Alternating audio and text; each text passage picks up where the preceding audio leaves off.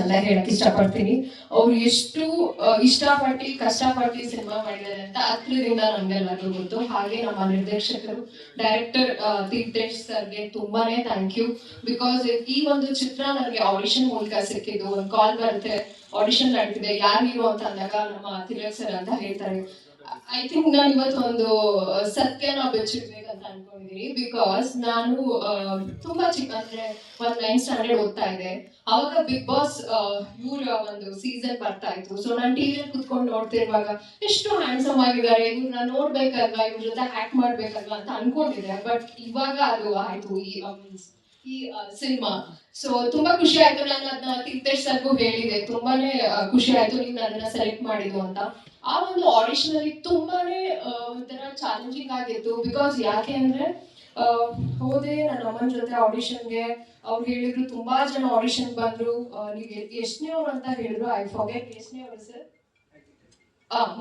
13th ಅಂದ್ರೆ 30ನೇ ಅವರು ನೀವು. ಸೊ ಇದೇ ಫೈನಲ್ ಆಗಲಿ ಅಂತ ನಾನು ದೇವ್ರ ಹತ್ರ ಕೇಳ್ಕೊತೀನಿ. ಬಿಕಾಸ್ ನಮ್ಮ ಡೈರೆಕ್ಟರ್ ತುಂಬಾ ಅರ್ಜೆಂಟ್ ಆಗಿದ್ದಾರೆ, ಮೂವಿ ಸ್ಟಾರ್ಟ್ ಮಾಡಬೇಕು ಅಂತ ಹೇಳಿದ್ರು. ಸೊ ಹಾಗಾಗಿ ನಾನು ಡೈಲಾಗ್ ತಗೊಂಡೆ. ಅವ್ರು ಹೇಳಿದ್ ನನಗೆ ಡೈಲಾಗ್ ಮುಖ್ಯ ಅಲ್ಲ, ನಿಮ್ಮ ಪರ್ಫಾರ್ಮೆನ್ಸ್ ಮುಖ್ಯ, ನೀವು ಹೇಗೆ ಆಕ್ಟ್ ಮಾಡ್ತೀರಾ ಅಂತ. ಸೊ ಪಾತ್ರದ ಬಗ್ಗೆ ಕೇಳಿದಾಗ ನಾನೊಂದು ರಿಪೋರ್ಟರ್ ಆಗಿ ಅಂತ ಹೇಳಿದ್ರು, ಜಾನ್ವಿ ಅನ್ನೋ ಒಂದು ಪಾತ್ರ. ಸೊ ಆ ಪಾತ್ರದಲ್ಲಿ ಮಾಡುವಾಗ ಅವ್ರು ಡೈಲಾಗ್ ಕೊಟ್ಟರು. ನಾನು ನಿಮ್ಮನ್ನೆಲ್ಲ ನೋಡಿದ್ನಲ್ಲ, ಸ್ವಲ್ಪ 2-3 ಸಿನಿಮಾಗಳು ಎಕ್ಸ್ಪೀರಿಯನ್ಸ್ ಆಗಿತ್ತು. ಸೊ ಹಾಗಾಗಿ ಸೊ ಆ ತರನೇ ಆಕ್ಟ್ ಮಾಡಿದೆ. ಸೊ ಅವಾಗ ಅವ್ರು ಒಂದು ಹೇಳಿದ್ರು, ಈ ತರ ಬೇಡ, ನನಗೆ ತುಂಬಾ ಸೀರಿಯಸ್ ಆಗಿರುವಂತಹ ಪಾತ್ರ ಅಲ್ಲ ಈ ಒಂದು ಕ್ಯಾರೆಕ್ಟರ್.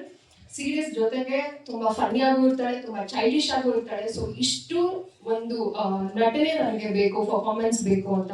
ಸೊ ತುಂಬಾ ಭಯ ಆಯ್ತು, ಎಲ್ಲಿ ಮೇ ಬಿ ಇಷ್ಟು ಜನನೇ ಓಕೆ ಆಗಿಲ್ಲ ಅಂತೆ, ನಾನು ಎಲ್ಲಿ ಓಕೆ ಆಗ್ತೀನಿ ಅಂತ. ಸೊ ಅವಾಗ ಹ್ಯಾಕ್ ಮಾಡಿ ನಾನು ಅಮ್ಮನ ಜೊತೆ ಹೆಂಗಂತೆ ಅಮ್ಮ ಅಂತ ಹೇಳ್ತಾ ಇರುವಾಗ ಅವ್ರೆಲ್ಲೋ ನೋಡ್ಬಿಟ್ಟು, ನೀನ್ ಇವಾಗ ನಿಮ್ಮ ಅಮ್ಮನ ಜೊತೆ ಹೆಂಗೆ ಆಕ್ಟ್ ಮಾಡಿದೆ, ನನ್ಗೆ ಅದೇ ತರ ನ್ಯಾಚುರಲ್ ಬೇಕು ಅಂತ ಮಾಡಿದಾಗ ಅವ್ರು ಹೇಳಿದ್ರು, ನಗ್ತಾ ಇದ್ರು ನನ್ನ ಪರ್ಫಾರ್ಮೆನ್ಸ್ ನೋಡಿ. ನಾನು ಯಾಕೆ ಸರ್ ನಾನು ಕಾಮಿಡಿ ತರ ಕಾಣಿಸ್ತಾ ಇದೀನ, ಫನ್ನಿಯಾಗಿ ಕಾಣಿಸ್ತಿದೀನ ಅಂತ ಹೇಳಿದಾಗ ಅವ್ರಿಗೆ ಓಕೆ, ಅದೇ ಜಾನ್ವಿ ಅನ್ನೋ ಒಂದು ಫನಿ ಕ್ಯಾರೆಕ್ಟರ್ ಅಂಡ್ ಒಂದು ರಿಪೋರ್ಟರ್ ಕ್ಯಾರೆಕ್ಟರ್. ತುಂಬಾ ಸೀರಿಯಸ್ ಆಗೂ ಇರುತ್ತೆ, ನೋಡೋಕೆ ಒಂಥರ ಮಿಕ್ಸ್ ತರ ಇರುತ್ತೆ, ಲೈಕ್ ಸೀರಿಯಸ್ ಫನ್ನಿಗೆಲ್ಲ ತರನೂ ಇರುವಂತ ಒಂದು ಮಿಕ್ಸ್ ಕ್ಯಾರೆಕ್ಟರ್ ಅಂತ ಹೇಳ್ಬೋದು. And thank you so much Tilak sir.